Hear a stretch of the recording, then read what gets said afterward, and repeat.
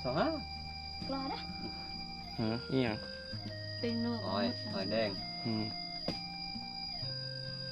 กับพี่เพิ่นเก็บไว้อะไรตินี่ได้เสียเงินให้10ให้1,000นี่ให้ไปซื้อเอาเด้อพอซื้ออยู่1,000ค่ะ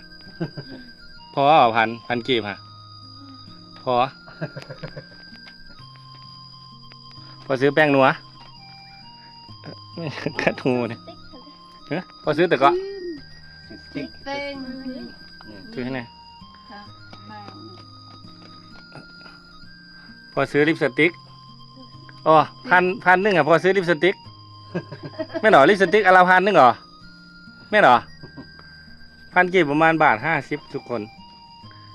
อาทิม มันแม่เหรอโอ้ยเนาะ ถึงงอนถึงเอาถึงเหนื่อย